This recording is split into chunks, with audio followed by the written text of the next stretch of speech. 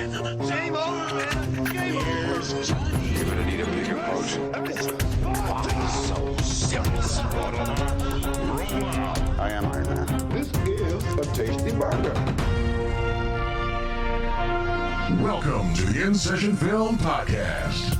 Welcome to this podcast review for March 21st, 2024, and I'm JD Duran. I am still co-hostless. Brendan will be back soon. I know I keep saying that, but I promise he is alive and will be back shortly. He's going to be on the main show with me this weekend. So for those missing out on Brendan, he's going to be back on episode 578, so you can stay tuned for that. So I have another guest joining me for this conversation. I'm very, very excited to bring on Meg from WonderWatchlist.com. Meg, welcome to the show.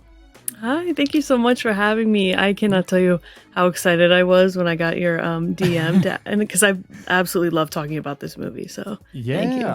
I know. I was trying to find someone to obviously join me for this conversation. I was reading some reviews. I came across yours very early on in that research and loved it. Like, I thought it was very exciting. Like, your enthusiasm and joy was palpable when reading it. And so I had to reach out immediately, and I did. And your response back to me, your excitement was all it gave me all the joy I needed. I was very excited to hear back from you and for you to be here. So as we talk about Love Lies Bleeding, of course, is the movie we're here to talk about. And I guess before we get into the film, we'll hear your thoughts, Meg, on it here very shortly, and I'm excited to dig into it. However, what was your expectations coming into it? Did you like the trailer? There was some hype, certainly, at least among cinephiles and in the film world. There was some hype coming into this. What did you think? What were you hoping for this movie? Well, I am a lifelong Kristen Stewart fan, so anything that she is in, I'm there, like, as day one or close to day one as possible. So when I saw that she was in this thriller lesbian bodybuilding movie, I was like, oh yeah, like I can't think of a movie that's more made for me. And then Nice. of course, Rose Glass is the director. I loved Saint Maud. Yeah, same. So going in, I was expecting something like weird and just like warps your brain in a certain kind of way. And I loved it. Yeah. I was very excited for this as well. I love Kristen Stewart. Everything she's done, the last decade or so, has just been utterly fascinating. Yeah. And I was curious to see Katie O'Brien. We'll of course talk about her. Didn't know too much about her as a performer, so I also loved Saint Maud. So that alone had me excited for this film. Then all the promo images start to come out, which certainly enhances much of that as well. And then the reviews start to drop, such as yours. And oh my goodness, I couldn't wait to see it. Unfortunately, I wasn't able to see it over the weekend. I saw this last night as we are recording this, so it is fresh on my mind. I guess since we're both pretty excited to dig into this, let's just go ahead and jump into it. Love Lies Bleeding is directed by Rose Glass. It stars Kristen Stewart, Katie O'Brien, Jenna Malone, Dave Franco, Ed Harris. In case you're not familiar with this film, it is about a gym manager by the name of Lou who falls for Jackie, a bodybuilder who is passing through town en route to a competition in Las Vegas. And there is so much more to the film than that. That'll be our basis. Meg, what did you think about Love Lies Bleeding? I absolutely loved it. As soon as like the opening title like came up, just like I could feel the atmosphere and the vibe that it was already going for, with like the slow panning into the opening of the gym, and you just see all of these like absolutely beautiful and jacked people just having a great time working out. Hmm. Then you see Kristen Stewart, and I the one thing I really, really love about this movie is the costuming. I feel Mm, like it okay. creates like its own character in it because it all feels like so realistic for the time. And it doesn't really ever feel gimmicky, like they are mocking the decade or the genre. Yeah, yeah. Um, but outside of that, the performances are absolutely killer, no pun intended. Killer. I Yeah. think I don't ever think I've seen a movie where Kristen Stewart is this comfortable, like, within herself and the Hmm. character that she's playing, and I do think it really helps that both women, Katie O'Brien and Kristen Stewart are both queer women, so they're Hmm. playing queer women in the movie, and it just brings, like, so much more of a realistic, performance. Ed Sure. Harris is so gross but he's so good Hmm. in this. The Hmm. skullet is Yeah. crazy. Awesome. Yeah. The cinematography also just adds to like the moodiness of the movie as well. And the score. The score is so Mm, sinister. I love it. yeah. Clint Yeah. Mansell. Love it. Yeah. Yeah. Yeah, really good stuff. I'm with you. I really like the film a lot as well. It's intense, it's surreal, it's provocative. As Mhm. you're talking about, the cinematography is immensely captivating. The New Mexico landscapes render this grimy, disheveled 80s aesthetic that wonderfully contrasts these vibrant red hues that we get throughout the film. It just oozes off the screen. The score enhances a lot of that as well. As you're talking about, the performances are incredibly committed and very engaging. The filmmaking and craft is nothing short of sublime. There's so much to love about the film from that perspective. I will admit, especially because, again, I'm pretty fresh on it, I'm still wrestling with some of the writing. Mm. And mainly what I mean by that, at times the mechanics of it are transparent. Could be some of the editing too, but the cogs that turn the narrative wheels, so to speak, were visible to me. And at times it was a little distracting. It makes the film, at least dramatically speaking, a little slightly contrived or a little convenient. Everything in the middle, though, is really great. The dialogue is sharp. The romance is titillating. The psychology of these characters are assiduously measured. The drama and violence is fiercely concentrated. The devious backstory of Lou and her father and how that slowly unravels over the course of the film is remarkable. Everything in the middle, I love. It's mostly the seams of the film and its mechanical ratcheting. Again, I'm still wrestling with at this point. But the drama here and its feverish twists and turns, it pulsates with this intoxicating yet unrelenting energy that I was utterly gripped by. Its themes and how the film taps into that with its symbolism. Oh boy, do I want to talk about that as we go here. It's really fantastic. So, yeah, despite a few things on the periphery, I had a great time with the film. Yeah, I'd have to agree with I felt that the movie was a little too slow in like the first act to getting to like where they are going. Hmm. The middle is absolutely wild. Hmm. I thought that that was obviously the best part of the movie, and then the end, I feel like it's just too slow in the beginning and too fast at the end, where, not to spoil the ending, 'cause Sure. you have to see the ending Yeah. without any Yeah. idea. Uh huh. Um, it just happens so fast, that I wish there was maybe a little bit more time to kind of flesh out, like, Hmm. like that very last scene where they're in the truck. So from there and a little bit in between that, just a little bit more time to flesh out like them reconnecting and Hmm. because it does feel a little rushed, and also it kind of takes you out a little bit. I can kind of see where they were going, but it does feel very like the surrealism is just a little bit too much, I think there. Yeah, I think that's very fair. And that's certainly where the seams were probably the most transparent. And also, I will admit the chemistry between Kristen Stewart and Katie O'Brien was. I don't know if I felt it as much as others, admittedly. And I know this sounds extremely obtuse coming from me, straight guy in his 30s with two kids. But and maybe it has something to do with the pacing of the film, as you're talking about in that opening act when they first meet and come together.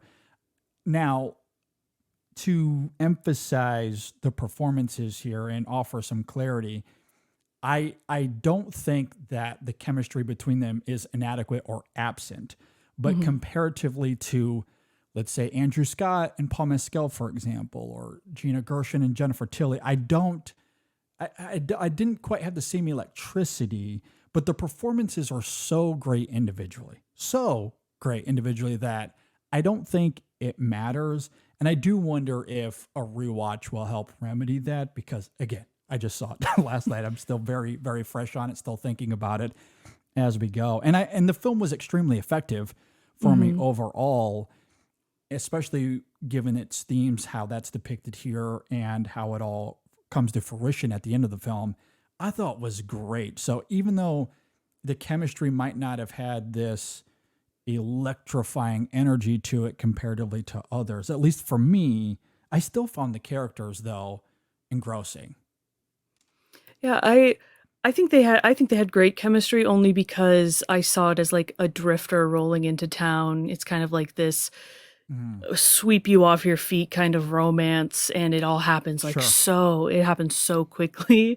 I don't it does. Yeah, like I guess that's the one thing I will say also that I was having a hard time was like telling like what the timeline was for like the events in the movie. Like, was it a week? Was it 2 weeks? I know she mentioned at the beginning that she had that bodybuilding contest to go to, but they might have thrown out a date, but I don't truly remember. Well, they mark it on a calendar, but it's a tight close-up, so we don't really get any sort of context as to what that actually means.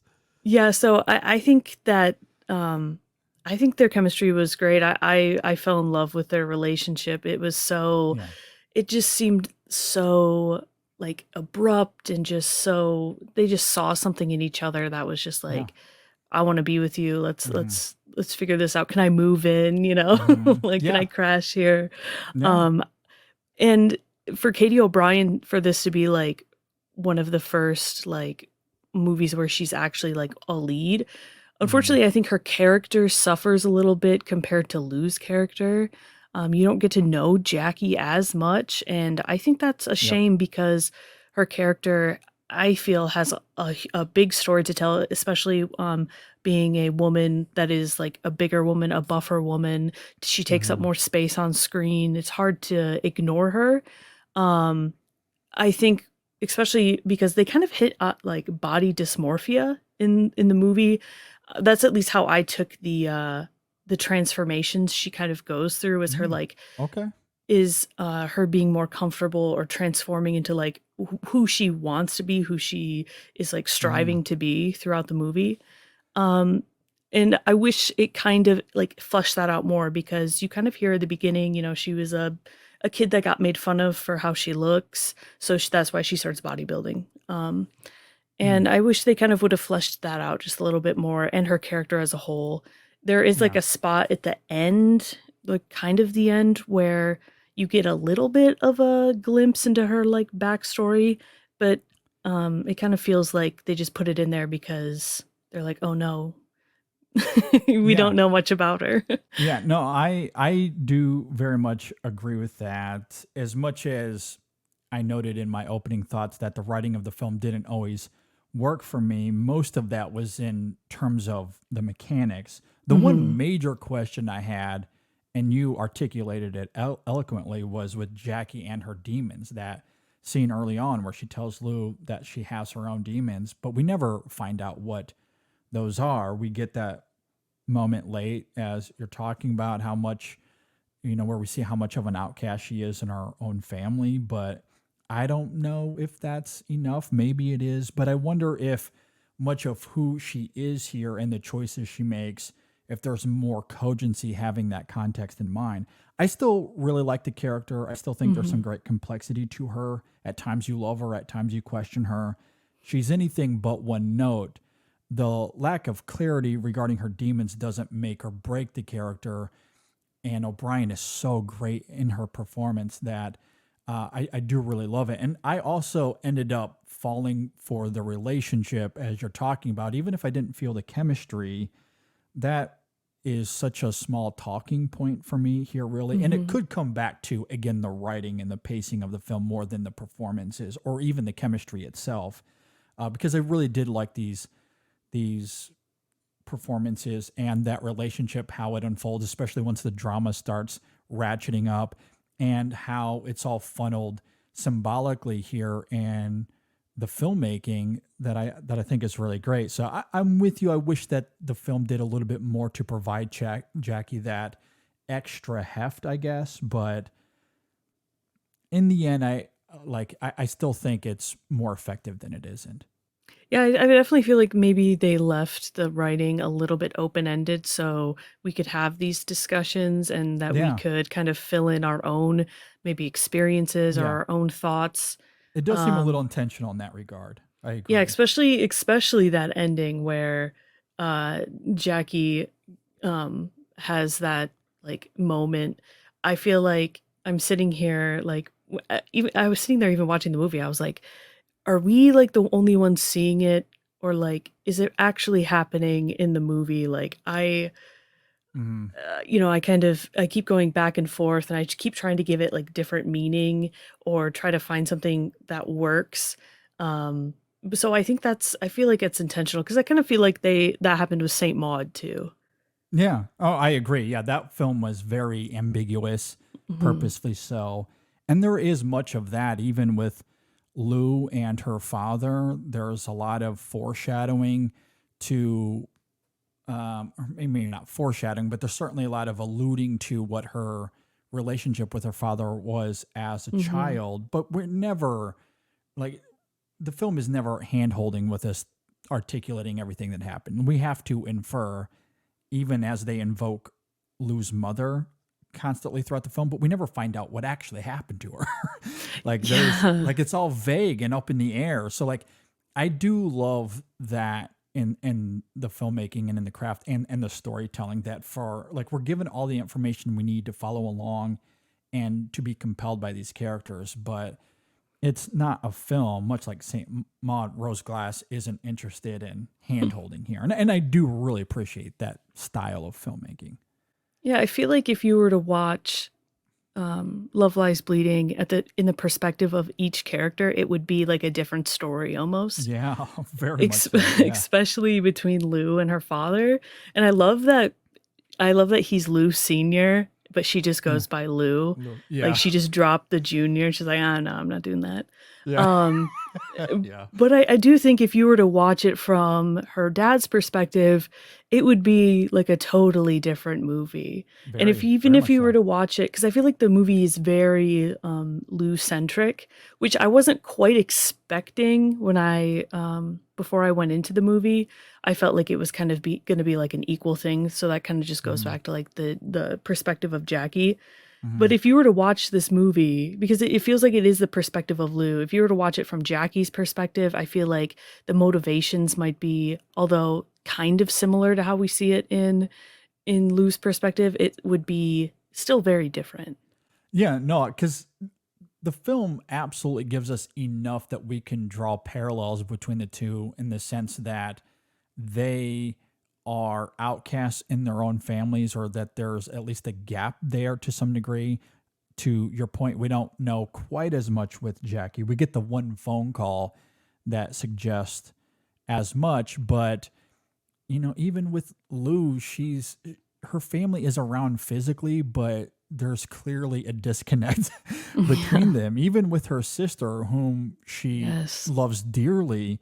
But Beth doesn't really reciprocate that love back the same way we see out of Lou, especially once the drama starts to intensify and we find out some certain information, even if it came from an earnest place of love.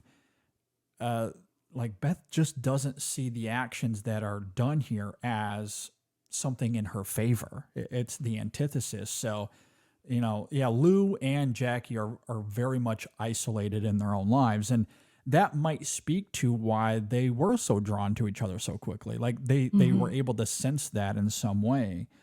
And it comes through in the emotionality of the characters, but especially physically as well, which is all handled, gracefully here. Yeah, I like that you brought up Beth, who's played by Jenna Malone, and I didn't know before watching the movie that they were going to be sisters. I've always wanted Kristen Stewart and Jenna Malone to be sisters. I just have always loved both of them. Yeah.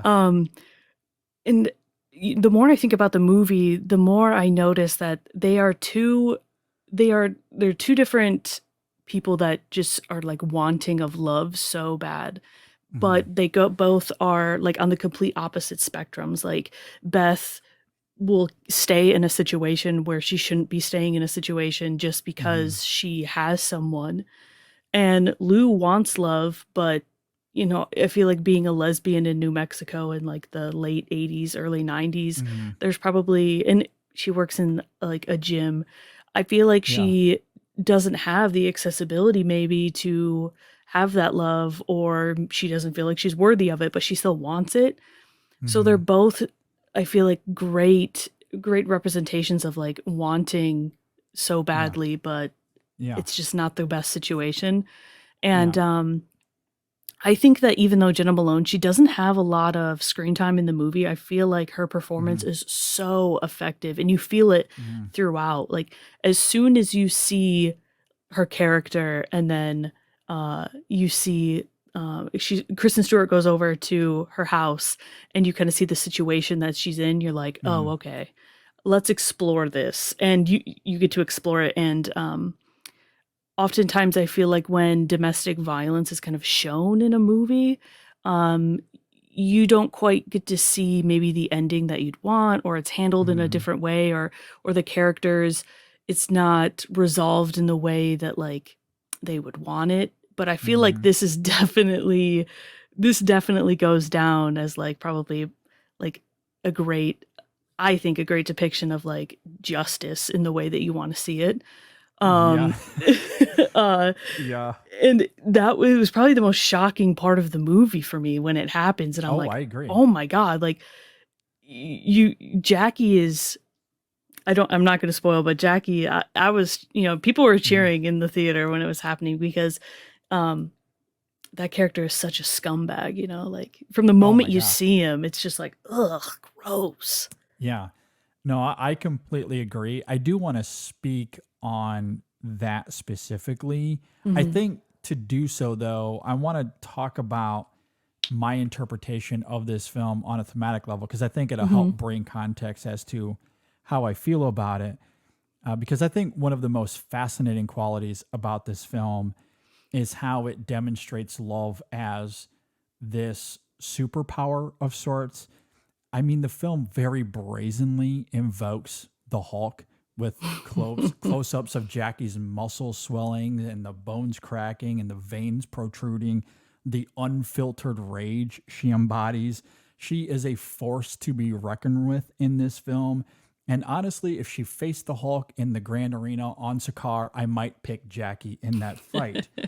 But all kidding aside, her physical transformation throughout the film carries this emotional and symbolic heft that I really loved. It's deeply tethered to her relationship with Lou. She may be taking steroids as a direct result of Lou, yes, but their physical intimacy and romance equally triggers a significant response in Jackie that is illuminated visually. You can see literally the adrenaline pulsating throughout her body. And it's not just the sex scenes, of course, those stand out, but it's the hospital moment midway through the film, as you're talking about, when Jackie emphasizes or empathizes rather with Lou's grief and her anger. It's reflected in the moments of Jackie talking about driving away together and what that would mean for her. At every turn, because of her love for Lou, Jackie's strength builds and builds to the point where, like the Hulk, it becomes uncontrollable and she becomes vulnerable, which is taken advantage of, I'll say vaguely, and that leads to some dire ramifications. But there's a moment near the end, again, not going to get into spoilers, where love and intimacy give weight to clarity, and it gives Jackie a heightened power that is so incredibly fun to watch as it unfolds there in those final scenes. the way Rose Glass depicts that in this film, I just think is really powerful, very moving, and honestly unexpected for a film that is so grounded in that 80s aesthetics and mood and tone. I love that it's certainly willing to go way outside of those bounds.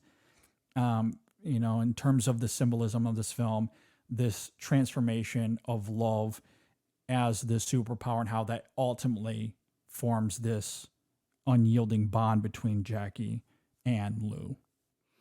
I agree. I think I put in my review that like this movie definitely shows you that like love, especially like queer love, is just like the ultimate superpower that will get you through like the most wild and strangest and hardest of times. And I really love the writing of that because it doesn't like outright say it, but it brings you along and shows you like, hey, like you were saying, like certain scenes, it's like you see like the physical manifestation of like their love for each other. And at the end, that is one way that I was definitely looking at it was Jackie's like transformation is like complete. Like she knows what's important to her. She knows she has that love and everything just becomes like, oh yeah, this is what I'm going to do. Because after like Jackie is very like disoriented for a while in the movie, especially towards like the middle, towards the end. It's like something happens and it's like the absence of Lou kind of makes her a little bit, I don't want to say airheaded, but I'll say it like airheaded and out of her own mind. And then she sees and knows what's important to her. And she's like, okay, yeah, she snaps back into it. And her, like you were saying, she like, instead of rage, it's love, not anger, it's happiness. So I think that was, I think that was beautiful. And although that sometimes it does kind of take you out, I did kind of like just the hints at the body, like her body and stuff. I thought that was really neat. The end, I think I'll like the ending probably more since I've been talking about this movie. This is like the third podcast I've done talking about. Nice. I think once I go see it like again or watch it again, however, I think I'm gonna end up liking that scene specifically a little bit more because I'm hearing so many different perspectives on it. Yeah. When it comes to the ending, what I really love about what unfolds there, because you're right, so much of the physicality we see throughout the film, the transformation, how that ties to the love between these two characters, I think is really fantastic. And as we noted, there comes a moment where it becomes a little uncontrollable for Jackie, we'll say. And then it's reconnected. What I really love about it, I don't know if you ever saw the 2015 film. There was this 2015 Hungarian film called White God that I loved. Absolutely adored this movie. And I imagine that most people listening, watching to this, if you have seen it, have no clue what I'm talking about. And that's perfectly understandable. But essentially, it's this movie. It was one of my very favorite films of that year. It's about this dog that, that's owned by this girl, but the father doesn't want the dog to be around anymore. He chases it off. And the whole film is from the perspective of the dog. We never leave the dog's point of view. He's on the streets. He goes through some harrowing situations and, eventually gets picked up into like dog fighting, all this sort of stuff. There's a transformation with the character there. It's honestly fascinating. I've talked about this before. I joked about it in 2015. The name of the dog was Bodhi. It gave genuinely one of my favorite performances of that year. I don't know how they did it. Don't know how. Don't know how. It is utterly engrossing to watch. But all of that to say, you get to the ending of the film. This dog had gone through this transformation, had been separated from this little girl. I won't get into too many spoilers, but there's a moment between the little girl and the dog at the end.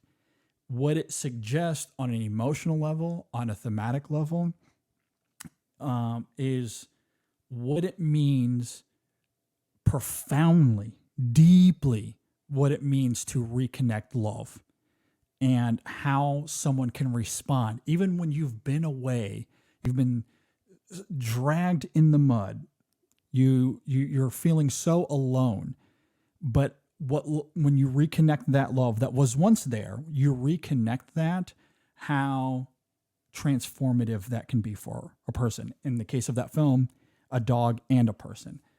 I thought heavily of that with this film. Again, trying to dance around spoilers here, but once Jackie's physical transformation became uncontrollable, there was a separation of sorts between the two. And then you get to that tennis court scene, I'll say. And this is why, even though, we're talking a lot about Jackie and her physicality here, this is why I think Lou is so important in this equation as well, because it's her bringing back that reconnection, that love, and convincing Jackie that it's genuine. That's what triggers the ending in the ways that we see there. That reconnection of love and that sincerity and that honesty, I think, is absolutely fantastic. And it speaks volumes to how these characters behave in those final scenes that I found so captivating. So I very much responded to the film heavily in that way. Wow, that was beautiful. I've never seen that movie, but yeah, that was beautiful. Yeah, appreciate it. I definitely recommend people. Well, it's hard to recommend because if you're dog lovers, it's a troubling film to get through at times, but it is so emotionally rewarding. I think, anyway, I would argue. But yeah, I love that about this film. I don't know if that was on top of Rose Glass's mind here. It could just be a coincidence. I don't know, but yeah, I thought it was great though. Very, very beautiful in that regard. I agree. But and it speaks to, because earlier you were talking about Jackie and the hospital and how she reacts there and how formidable she becomes. That anger and rage and how that's born out of love. It's incredible to see how that unfolds, and then it spurns on a whole series of events that it's just incredible to watch. Yeah, absolutely wild. Yeah, really, really great stuff here. Anything? Oh, one other thing I want to talk about, because you mentioned something earlier about, I think you were talking about Lou and how being in New Mexico, it could be perhaps a little difficult or challenging being a queer in the 80s in New Mexico at that time.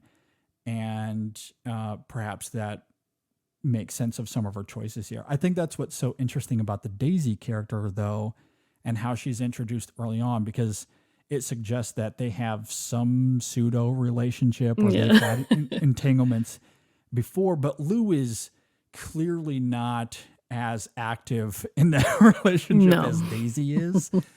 But there is this fascinating duality to the character that I really like, because the character in a way comes off as a caricature.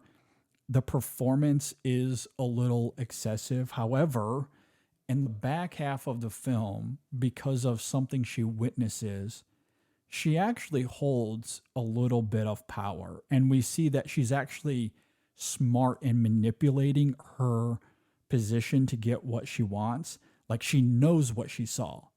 She understands that Lou is desperate and wholly takes advantage of that. So the performance comes off as perhaps dumb, a little caricature, but underneath that facade is someone who is more intelligent than she's leading on. And I thought that was actually a really great duality in the character. So I definitely want to give the writing credit there. I've been a little, I guess, critical of the writing at times here, but that I actually thought was pretty clever.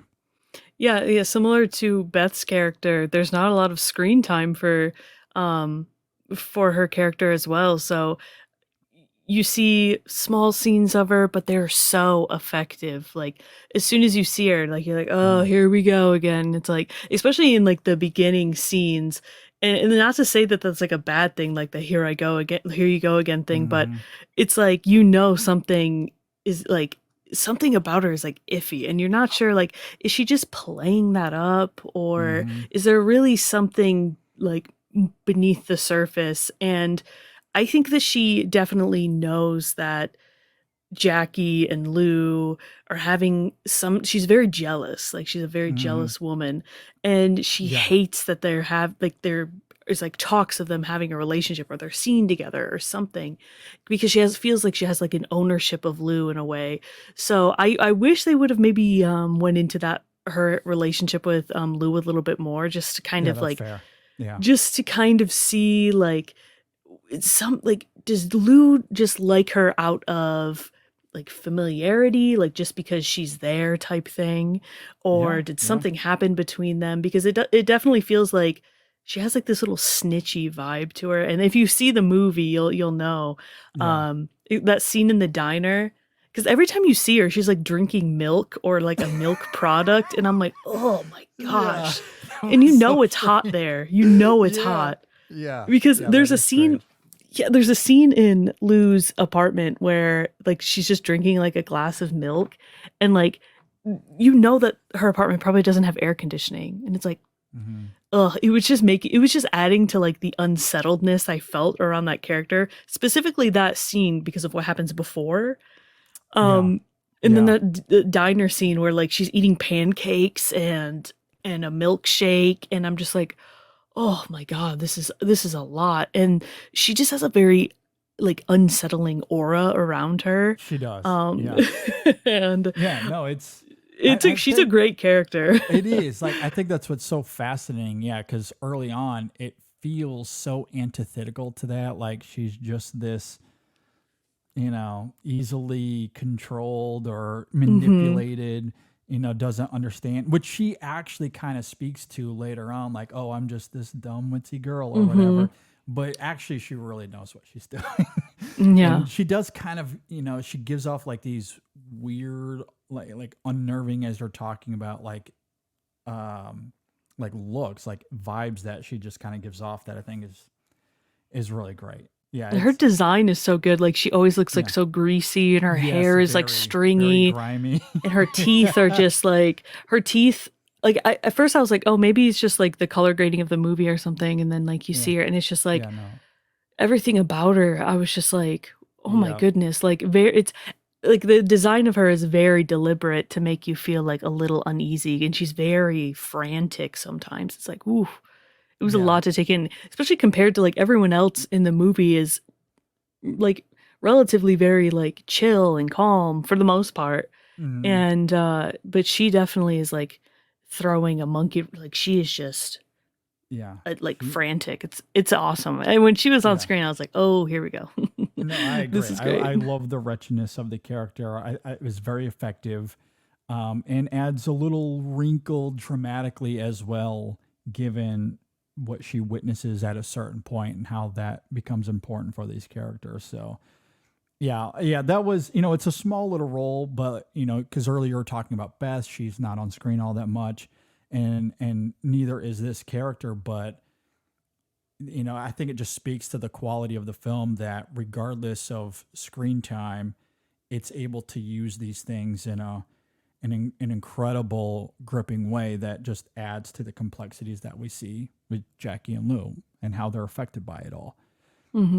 Even elements like going to this canyon to dispose of something, and it being this place of repulsive memory, I guess, for Lou, and how she deconstructs it in a way to take ownership of it. In terms of how that relates to her father, but also with Jackie, like that kiss they share there. It's like she's taking ownership of this place that is mostly nothing but horrible memories for her. Like those little details here, are incredible to me. Yeah, I loved it. Was like taking ownership, like taking her life back in a certain way. Like sure, those memories there that she had were repressed, and throughout the movie you see like flashbacks into her life, which you see in the trailer, which I love those shots of just the red with the character, and you're not sure like what you're witnessing throughout the movie, but definitely once you get towards the end, you're kind of like, okay, this is I kind of understand. But the canyon scene is probably one of my favorites, and leading up to the canyon scene too, because Lou throughout the movie is like struggling with quitting smoking. And there's there's a part where she sees a pack of cigarettes and it like focuses in on the cigarettes and it like shoots back up to her face and she's like, no, I quit. Yeah. Because Kristen Stewart she is so hilarious in a very, everyone likes to say she's like emotionless, but I think she has some of the best line delivery that I've heard in a while in this movie, specifically with like that scene. And then there's another scene in a Chinese restaurant where they're like eating and her brother-in-law is having a hard time with the chopsticks, and her delivery of "Do you need a fork?" I was howling. That was hilarious. It is pretty funny in parts. Yeah. Yeah. So, but yeah, that canyon scene. That's when like I'm like, okay, Lou is obviously there's something up with her. Like she knows what she's doing. Like she's been here before. Yeah. And then the scenes after that, when she puts on that awesome red jumpsuit and stuff. Well, that's before, but like she puts on that jumpsuit and I'm like, she's done this before. Yep. And I agree. I think Kristen Stewart is really great here. And I don't know if I agree with those criticisms. I think she can render emotion if needed.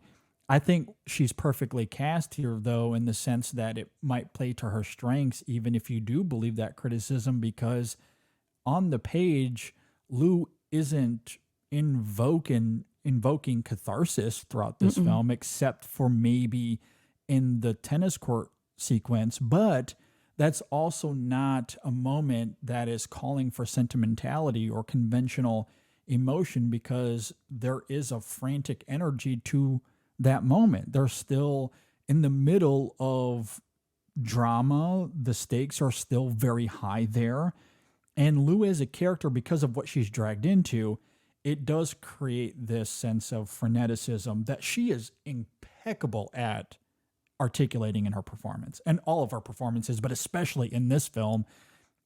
She's thrust into these positions where it's either that frantic energy or her anger or this frustration that comes through, and she's so great there. And I think she does a great job of articulating that longing quality that's in the character, this loneliness, this reclusiveness that defines Lou. I think all of that comes through very well. I think it helps articulate some of the expression we get from Kristen Stewart early on when she sees Jackie and is very alert to her, or even that truck sequence I think is really great because you understand why she's frustrated. But as much as Kristen Stewart is invoking that, she's also giving the character empathy as well. And toward Jackie, not just herself, but toward Jackie as well. Like there's this fascinating polarity there that I think is really great. And I love how that just ratchets itself up as the film goes and as the stakes amplify. So I think she's wonderfully cast here. And I think Katie O'Brien is fantastic as well. Damn what I said about the chemistry, regardless of where you land on that spectrum, the performances individually are so great.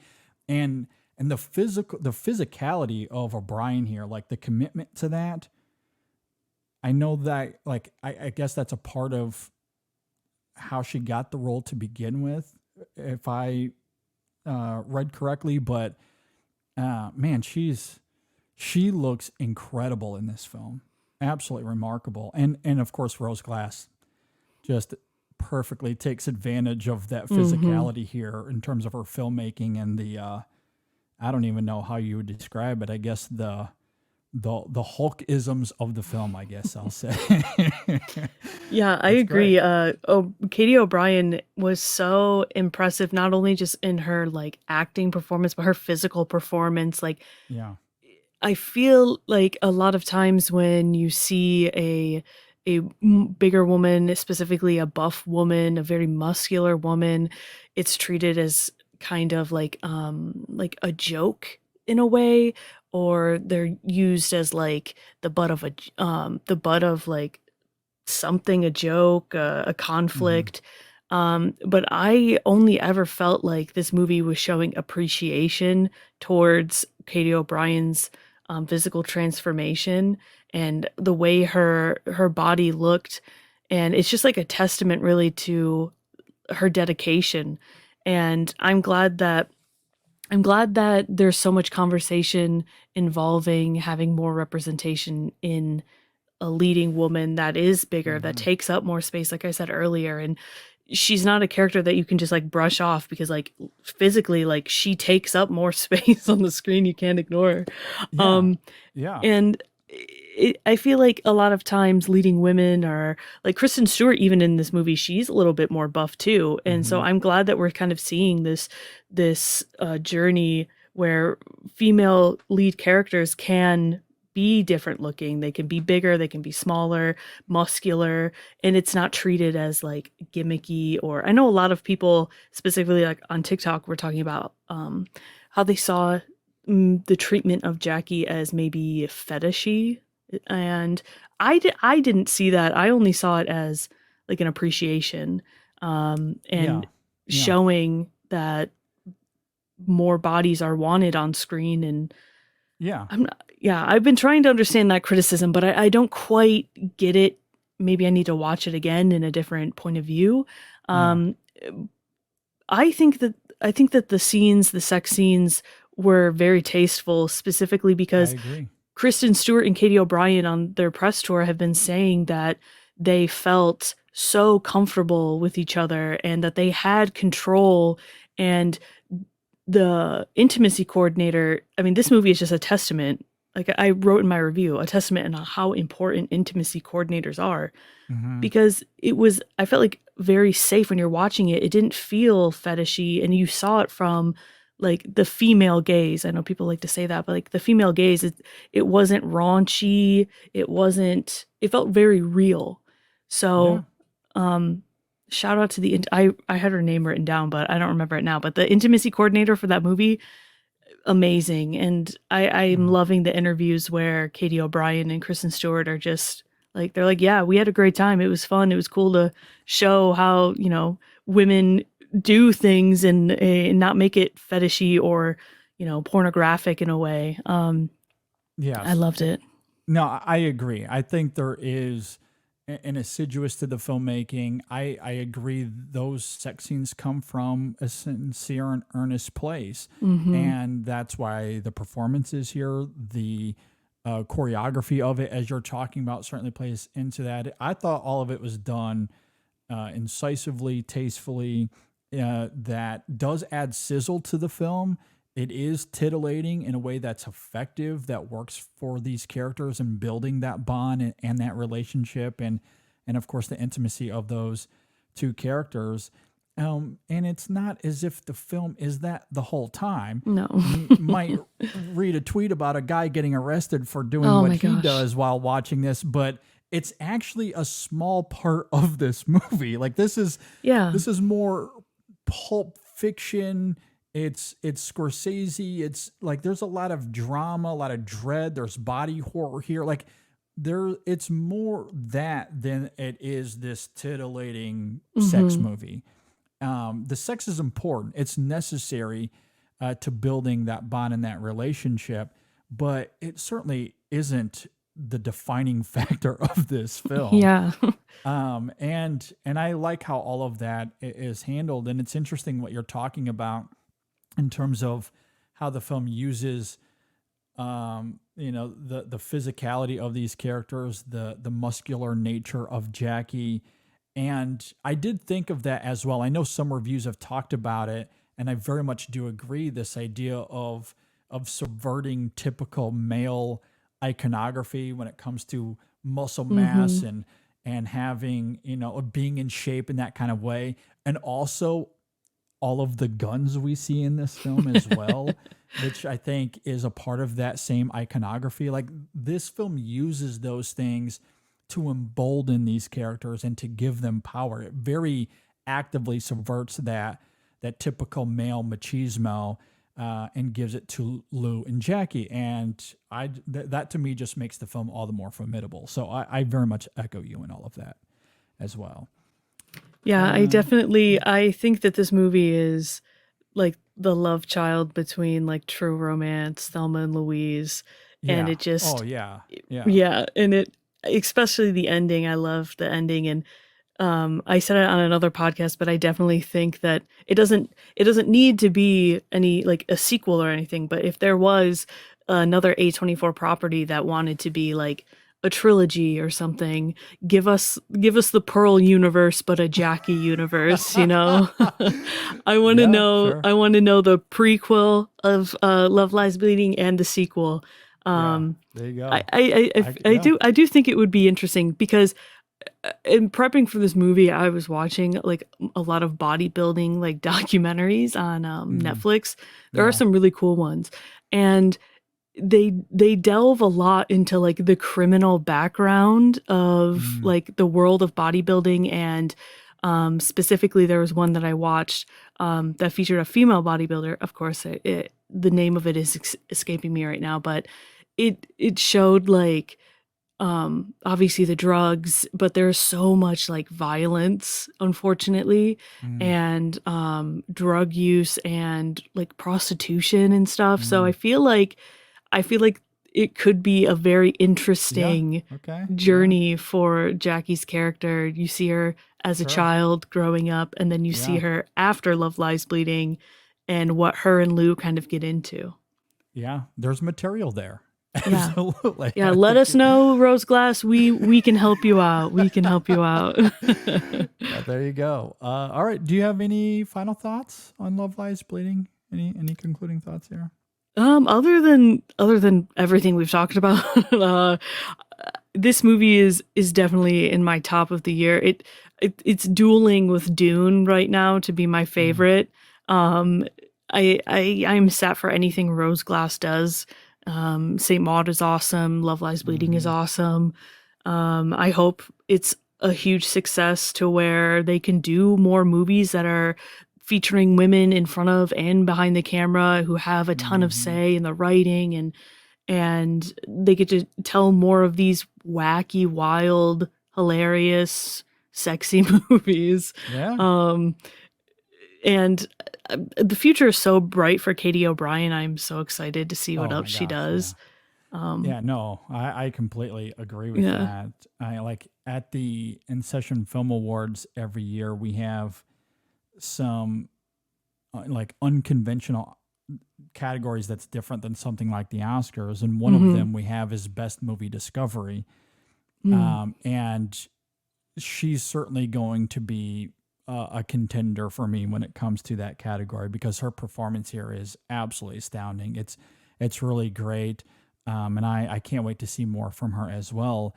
Another category that we have that I thought of when watching this film is Best Opening or Closing Scene or credit sequence. And I think about this film with that category on both ends of that spectrum because the opening credits here are really great. Almost a little manipulative in the sense that I think the film actually subverts that tone as it goes, but I do love how it immerses you into that 80s aesthetic immediately. The score is really great. And that ending scene is incredible. Like it's so good. There's like one more last little twist. Obviously, I won't say what it is, but how that unfolds as the credits begin to roll is just spellbinding. It is so good. It's like the ending and the opening scene of this film, absolutely contenders for that category as well. Yeah, I really like this film as well. As I noted a couple of times, I'm still wrestling with some of the writing here, but aside from that, I love the griminess of the film. I love the sexiness of the film. The camera work here, the close-ups, how the camera just lingers throughout this film is really great. The cut to black with the red hues, I think, is fantastic. The costuming and the hair work, as you were talking about earlier, is breathtaking here. Ed Harris is really great. Dave Franco in his small little role, I think, is very good as well. Yeah, I mean, great cast, a lot of fun. A lot of twists and turns, but it's all incredible. I really liked it a lot. I very much do recommend it. And if you agree or disagree with anything we had to say here, you can, of course, leave a comment below. If you're watching on YouTube, you can hit us up on social media, Facebook, Twitter, Instagram. You can email us incessionfilm@gmail.com. We would love to hear from you and your thoughts on this film as well. Meg, this was so much fun. Thanks for being here. Oh, of course. Thank you. And I'll come back anytime you want. I love talking about movies. Absolutely. And yeah, this was a great time. Great to hear. Yeah, we'll definitely have you back. This was a great time. Tell me, or tell the audience rather, where we can find your work online, and where can we find you on social media? Well, I just launched my own review site. It's called WonderWatchlist. My first review is of Love Lies Bleeding, and it has it's going to have a lot more, especially over the weekend. I'm going to be posting my Immaculate review, my Ghostbusters review. I'll be seeing Monkey Man here soon, so look out for that. I'm very excited for that. But you can find me on Instagram. You can find me on Twitter, TikTok at WonderMeg. You can find me on YouTube also as WonderMeg. Yeah, that's me. Yep. Please go check her out. Please go check out her website and her review of Love Lies Bleeding. That's how I came across Meg and wanting to get her on this episode. So please go and check that out. Be sure to follow her, all that fun stuff. And as I noted, we'll definitely get you back because this was great. This was a really fun time. So yeah, I really do appreciate you being here.